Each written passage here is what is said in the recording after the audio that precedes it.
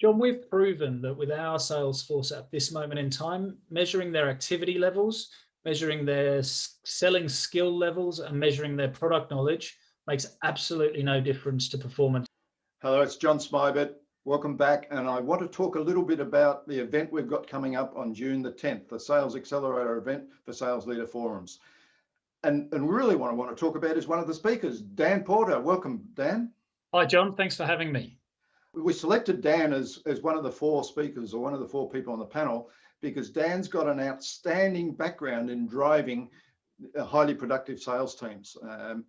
And Dan, you've done a lot of work through Europe with Canon, where you drove some significant change for the better there, and now in more recent time in Fuji Xerox here, or Fujifilm here, where you have done some amazing things. I've seen it working. I've seen the results you've been getting. Tell us what you're going to talk about on June the 10th. Thanks, John. That's very kind of you. I think for me, that high-performing elite teams comes down to three characteristics. It comes down to the people, about getting the right people for the right role at the right time, and really understanding what's going to make them successful in that role and getting the people that are going to be successful in the role. It comes down to the culture. We talk about it a lot, but culture is the customs. It's the cadences, the processes, the infrastructure we put into sales, the behaviors of the people involved, and also the ideas. So what are the goals? What are the visions? What are the shared collective objectives that we're facing, whether that's the All Blacks heading for a World Cup or little old us heading for a little bit of a market share in Australia.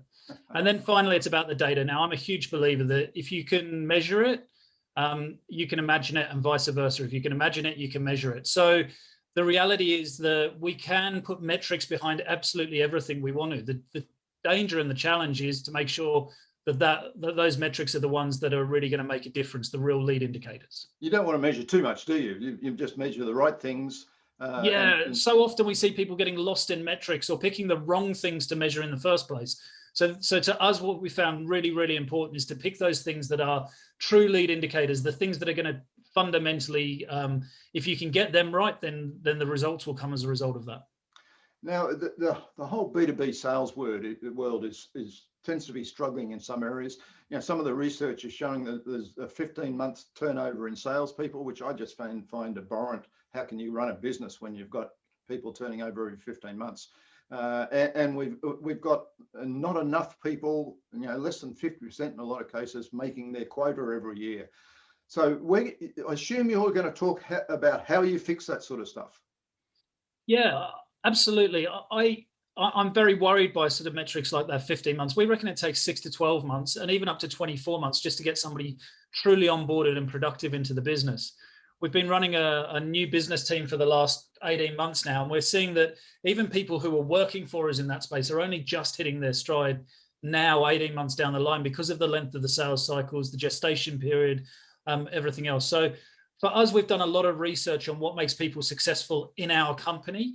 And we've found some really interesting things as we've gone along. So things like product knowledge, business acumen, consultative selling skills, and activity levels have had absolutely no statistical significance between the group that we see who are really successful, the 100% club every year, and the rest of the population. So the things that are the bits that we find that we really focus on now.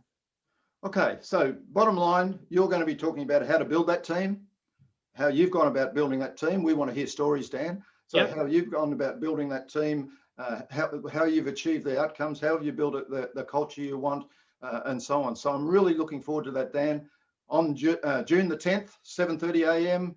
Australian Eastern Standard Time. Looking forward to it. Fantastic. Thanks, John.